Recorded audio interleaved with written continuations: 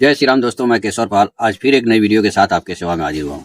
दोस्तों, आजकल कबीर साहब के नाम पे बहुत कुछ कहा जा रहा है। अब बहुत जोरों से प्रचार किया जा रहा है कि कबीर साहब परमात्मा है, कबीर साहब ने सृष्टि की रचना की है, इत्यादि बहुत सारे प्रचार इनके नाम पे जोरों से किया जा रहा है। और एक किताब का जिक्र किया जाता है जिसका अनुराग सागर नाम है, जो कबीरपंथियों का एक महान ग्रंथ है।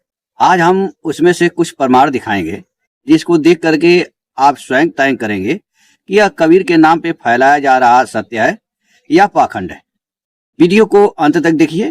पहले हम आपको एक वीडियो दिखाते हैं, फिर अनुराग सागर में देखते हैं कि अनुराग सागर के द्वारा जो सृष्टि रचना की गई है, जो सतपुरुष ने सृष्टि रचना की है, क्या वह सतपुरुष पूजने योग्य है। ठीक है, तो वीडियो में बने रहिए और हम वीडियो को शुरू करते हैं और आपको दिखाते हैं एक वीडियो और फिर हम दिखाते हैं अनुराग सागर। दोस्तों, यह वीडियो रामपाल के एक भगत के द्वारा बनाई गई है, जिसमें बताया जा रहा है कि जब कुछ भी नहीं था तो इनका कबीर परमात्मा सृष्टि की रचना किया। तो आप वीडियो को पहले देख लीजिए, इसके बाद हम बताते हैं सत्य क्या है। जब इस सृष्टि का निर्माण नहीं हुआ था तब क्या था। कबीर सागर के अध्याय अनुराग सागर में कबीर जी ने बताया है कि जिस समय ना तो पृथ्वी, ना आकाश, ना पाताल बने थे, न तब कुर्म शेष ब्राह थे, न शारदा, न पार्वती, न गणेश की उत्पत्ति हुई थी, न तब ये ब्रह्म जन्मा था और न ही जीवों के कर्म बंधन थे। और कबीर जी कहते हैं कि क्या बताऊं, उस समय ना तो 33 करोड़ देवता थे और न ब्रह्मा विष्णु महेश का जन्म हुआ था। तब न चारों वेद थे, न पुराण, न शास्त्र थे। उस समय सर्व सृष्टि रचना परमेश्वर यानी सत्य पुरुष के अंदर थी। जैसे बट वृक्ष एक छोटे से दाने में छुपा होता है, उसी प्रकार परमात्मा के अंदर ये सारी सृष्टि विद्यमान थी। और इसीलिए परमात्मा को भगलीगर कहते हैं यानी जादूगर कहते हैं। जैसे जादूगर मुख में एक छोटा सा पत्थर डालता है और फिर आधा किलो का पत्थर बाहर निकाल देता है, इसी प्रकार उस परमात्मा ने सर्व सृष्टि अपने वचन से अपने शरीर के अंदर से बाहर निकाली है।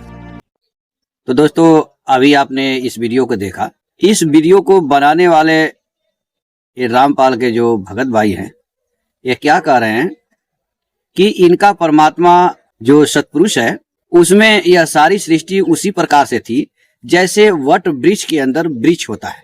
अब इन भाई से पूछा जाए कि भाई, यह जो वट वृक्ष का जो बीज है, जिसे आप बता रहे हो कि यह सारी सृष्टि उत्पन्न हुई है, वह बीज कहाँ गया।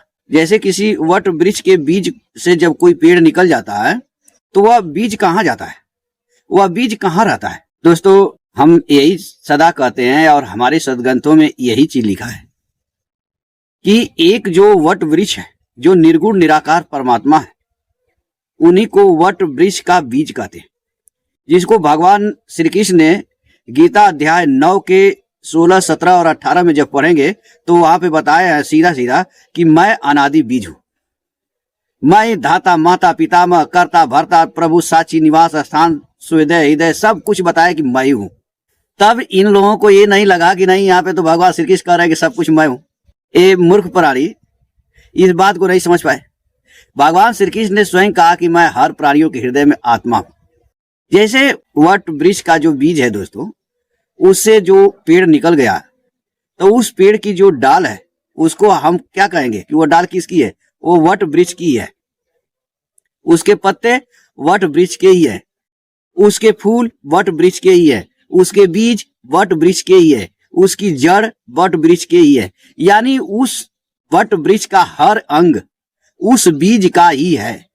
इसी तरह से हमारे सनातन सदग्रंथों में यही चीज लिखा है कि यह जड़ चेतन जगत सब कुछ परमात्मा का ही है या परमात्मा ही है। ठीक है, जैसे तुलसीदास जी महाराज ने रामचरितमानस में लिखा कि सिया राम मैं सब जग जानी, करनऊ प्रणाम जोरी जुग पानी। तो ये तो हमारे सनातन सदग्रंथों में कूट कूट के लिखा गया है दोस्तों। इसीलिए ब्रह्मा विष्णु महेश स्वयं भगवान के ही अवतार है। जो निर्गुण निराकार परमात्मा है, उन्हीं के सगुण साकार ब्रह्मा विष्णु महेश है। तो सारी देवी देवता, यहाँ तक कि सारी सृष्टि स्वयं परमात्मा मय है। वह परमात्मा सारी सृष्टि में स्थित है। इसीलिए भगवान श्री कृष्ण ने गीता अध्याय 18 के 61 में बोला कि ईश्वर हर प्राणियों के हृदय में स्थित है। क्योंकि वह जो बीज था दोस्तों, जो जिससे वो वट वृक्ष बना है, वह वही बीज पूरा पेड़ बन गया है। यानी पूरे पेड़ में वह बीज है। इसी तरह से पूरे संसार में ईश्वर है। तो आइए अनुराग सागर में हम थोड़ा सा आपको दिखा देते हैं आप भी पढ़ करके अचंभित हो जाएंगे कि ये पाखंडी जो कबीरपंथी हैं, हमारे सनातन सदग्रंथों को झूठा दिखाने के लिए, हमारे देवी देवताओं को झूठा सिद्ध करने के लिए ये लोग अनुराग सागर नामक एक पाखंड की पुस्तक को लिखा है, और उस पुस्तक में स्वयं ये खुद अपने आप पाखंडी सिद्ध हो जाएंगे। ठीक है, आप भी अचंभित हो जाएंगे कि इन पाखंडियों को अनुराग सागर लिखते समय शर्म भी नहीं आई। जैसे ही दिखा रहा है ना कि ये काल भी नहीं था, तो ब्रह्मा विष्णु महेश नहीं थे, देवी देवता नहीं थे, तो इसका कबीर नामक परमात्मा था। तो आइए थोड़ा सा हम आपको दिखा देते हैं, आप पढ़ करके खुश हो जाइए और अपना विचार कमेंट बॉक्स में जरूर लिखिए कि यह पाखंड है या सत्य है। ठीक है दोस्तों, यह कबीर सागर है, हमारे पास बहुत पुराना है, इसके ऊपर हमने कवर चढ़ा के रखा हुआ है। यह फट भी गया था तो मैं इसको बहुत सुरक्षित रखा हूँ। यह कबीर सागर संपूर्ण 11 भाग, खेमराज श्री कृष्ण दास प्रकाशक, मुंबई। हम इसके अनुराग सागर में चलते हैं और आपको दिखाते हैं सृष्टि रचना।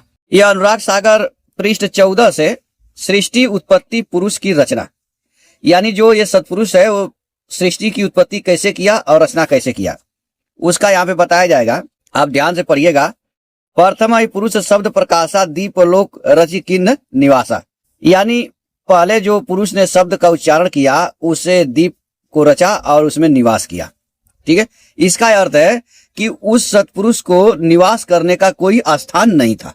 ठीक है, जैसे सतलोक में कहते हैं ना रामपाल की वो कुर्सी लगा करके बैठा हुआ है, तो यहाँ पे साफ ये जाहिर हो गया कि उसने पहला शब्द किया जिससे दीप को रचा और उसमें निवास किया, यानी पहले उसके पास कुछ भी नहीं था, वो कुर्सी लगा के बैठा नहीं था। ठीक है, ये रामपाल झूठा है, झूठ बोलता रहता है।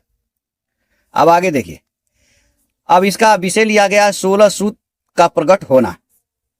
अब यहाँ पे दोस्तों लिखा बहुत कुछ है, लेकिन मेन जो इसका यहाँ पे लिखा है कि यहाँ पे देखिए, 5वें शब्द जब पुरुष उचारा काल निरंजन भोय अवतारा, यानी दोस्तों यहाँ पे 16 पुत्र 16 शब्दों से रचते हैं सत्पुरुष, उसमें से 5वें शब्द से काल निरंजन की उत्पत्ति होती है। ठीक है, जब काल निरंजन पैदा हो जाता है दोस्तों, तब क्या होता है कि उस काल निरंजन को 3 लोग का राजा बना देते हैं सत्पुरुष। 3 लोग तब पग में दिन्ना लकी सेवकाई दया अस्किन्ना, 3 लोग कर पायो राजू भयो आनंद धर्म मन गाजू। धर्म मानी धर्मराय, काल आनंद हो जाता है जब उसको 3 लोग का राजा बना दिया जाता है। ठीक है, इसके बाद दोस्तों यहाँ पे बहुत सारी बात हो रही है, हम आपको मुख्य चीज दिखाना चाहते हैं। अब होता क्या है, अब यहाँ पे देखिए जो काल है उसको कबीरदास जी क्या वचन देते हैं, कहते हैं कि धर्मराय तब किन्न विचारा कहवा लो त्रैपुर विस्तारा, स्वर्ग मृत्यु किन्नो पताला बिना बीज की कीजे ख्याला। यानी यह जो है तीनों त्रिलोक की रचना करता है, लेकिन उसमें क्या है कि बिना बीज का वह, यानी उसमें जीव जंतु न रहे उस लोक में, तो उसका क्या अर्थ है। ठीक है, जो लोक रचना किया है। अब यहाँ पे काल क्या करता है दोस्तों कि 1 पांव तब सेवा किए हूँ 64 जुगलू ठाड़े रहूं, 1 पांव पे 64 जुग तक खड़ा रहता है काल। ठीक है, अब यहाँ पे सहजदास जी को सतपुरुष भेजता है कि भाई जाओ देखो वह 1 पैर पे 64 जुग से क्यों खड़ा है, क्या उसकी कमी है, उसको तो हमने पहले 3 लोग का राजा दे दिया है, अब बताओ देखो कि वो क्या कहना चाहता है। तब यहाँ पे सहजदास आते हैं, सहज वचन, 3 लोग राजा तो ही दिन्ना रचना रचऊं हूं जनी बिना, यानी सहजदास जो है कहते हैं काल से कि तुमको 3 लोग का राज दे दिया गया, तुम जाके रचना रचो। तब यहाँ पे निरंजन फिर सहजदास से क्या कहता है कि पुरुष से विनती करो हमारा दीजे खेत बीज निज सारा, यानी पुरुष से मेरी एक विनती कर दो कि वह खेत और बीज दे दे। ठीक है, अब यहाँ पे देखिए, अब सत्पुरुष क्या करता है, आगा की उत्पत्ति करता है। इच्छा किन पुरुष ते 12 अष्टंगी कन्या उपचारा, अष्टबाहु कन्या हो आई बाएं अंग सुठार रहाई, यानी उसी समय जो है जब यह बोला कि हमको खेत और बीज दे दो, तो उसी समय यह सत्पुरुष जो है इच्छा किया और अष्टंगी नाम की एक कन्या पैदा हो गई। अब कन्या क्या कहती है उत्पत्ति के बाद, माथ नाय पुरुष सो कहीं अहो पुरुष आज्ञा कस आणी, वो माथा नवा करके सिर झुका करके पुरुष से कहती है, यानी सत्पुरुष से कि क्या आज्ञा है मुझे बताइए। अब यहाँ पे देखिए, सत्य पुरुष आगा को मूल भी देना।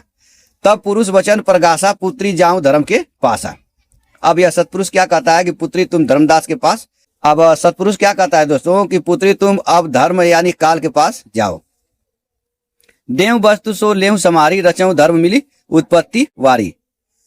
अब कह रहा है कि जो वस्तु मैंने जो आत्मा तुमको दिया है उसको ले लो और जाके धर्मराज जो काल है उसके पास जाओ और उत्पत्ति करो। ठीक है, अब आगे देखिए।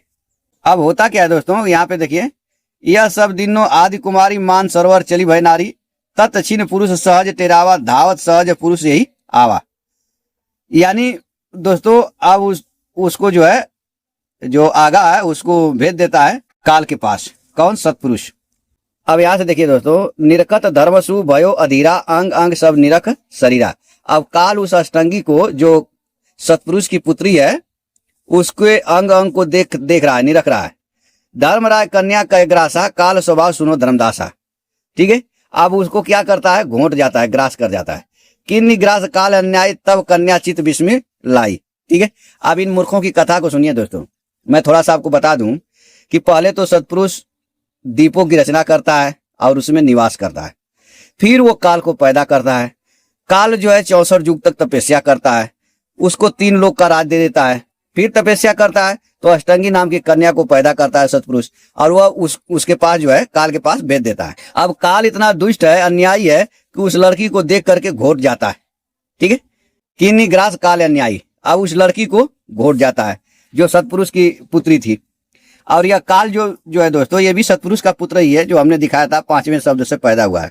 अब जब वो घोट जाता है तो यह सतपुरुष क्या करता है दोस्तों, इसका ध्यान से सुनिए कि पुरुष श्राप निरंजन प्रति। अब पुरुष श्राप क्या देता है उस निरंजन यानी काल को कि लक्ष्य जीव निष्ग्रासन करहु सवा लक्ष्य नित्य प्रति बिस्तर हूं। यानी यह दोस्तों, यह सतपुरुष भी इतना दुष्ट है, यह काल से कम नहीं है। यह क्या करता है कि काल को श्राप दे देता है कि जा 1 लाख जीव रोज खाए और 1.25 लाख रोज पैदा कर।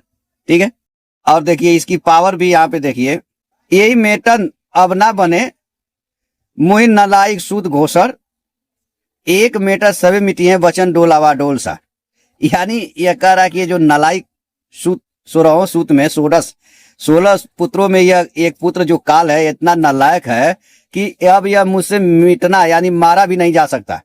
अगर मैं इसको मिटाता हूं, मारता हूं तो सब के सब मारे जाएंगे, मेरे पुत्र कोई नहीं बचेगा। ठीक है, यानी यहाँ पे सतपुरुष क्या है, शक्तिहीन भी है। अब दोस्तों क्या करता है उसको, सतपुरुष कह रहा है काल को कि जाकर रहो धर्म वैदेशा स्वर्ग मृत्यु पताल नरेशा उधर फाड़ के बाहर आवे धर्म विदार उदार फल पावे धर्म राय सो कहो बिलोई वह नारी अब तुम्हारी होई। यानी दोस्तों अब यहाँ पे सतपुरुष क्या करता है कि उसका उधर फाड़ करके काल का उस लड़की को बाहर निकाल देता है और कहता है कि जाओ हमारे देश से निकल जाओ और स्वर्ग मृत्यु पताल जहाँ पे तीनों लोक है वहां का राजा बन जाओ, और यह जो नारी है अब तुम्हारी नारी होगी, पत्नी होगी। यह जो लड़की तुम्हारे पेट से निकली है अब तुम्हारी ये पत्नी हो जाएगी। ठीक है, तो दोस्तों आपने इस वीडियो में क्या देखा कि इन मूर्खों की गजब की कथा है। पहले एक सतपुरुष होता है, वह शब्द से लोक की रचना करता है, यानी उसके पहले उसके पास कोई लोक वोक नहीं रहता है जहाँ पे वो निवास करे। ठीक है, और फिर वह 16 पुत्रों को पैदा करता है, उसी में से एक काल होता है, और काल जो है 64 युगों तक तपस्या करता है तो उसको यह 3 लोक का राजा बना देता है। और फिर तपस्या करता है तो सतपुरुष क्या करता है कि एक लड़की को पैदा कर देता है, अष्टंगी उसका नाम है, और उसको भेज देता है काल के पास। और काल इतना अन्यायी है कि उस अष्टंगी को घोट जाता है। ठीक है, और घोट जाता है तो फिर ये सतपुरुष जाता है और काल को जो है श्राप दे देता है कि जा तू 1 लाख जीव रोज खाए और 1.25 लाख रोज पैदा कर। आप विचार करिए कि अगर यह दुष्ट जो सतपुरुष है, अगर यह दुष्टपना नहीं करता, इसकी कथा को अगर हम सही माने तो यह दुष्टपना नहीं करता और काल को श्राप नहीं देता तो क्या हम लोगों को काल खाता? नहीं खाता। तो मेन गलती तो इन दुष्टों के घर में ही है, और ये दूसरे के ग्रंथों को नीचा दिखाते हैं, दूसरे के देवी देवताओं को नीचा दिखाते हैं। फिर सतपुरुष उस लड़की को पेट से निकालता है और कहता है कि ले भाई ये तेरी पत्नी हो गई, अब आज से तुम मौज कर। आगे बहुत सारी कथा लिखा हुआ था, तो उतना हम पढ़ेंगे तो कितना पढ़ेंगे, पढ़ते ही रह जाएंगे। मूल बात यही थी, तो आप कमेंट बॉक्स में लिखिए कि यह वास्तव में सत्य है या अनुराग सागर एक पाखंड की पुस्तक है। ठीक है, तो आज के लिए इतना ही, फिर मिलेंगे नेक्स्ट वीडियो में। तब तक के लिए जय सीताराम।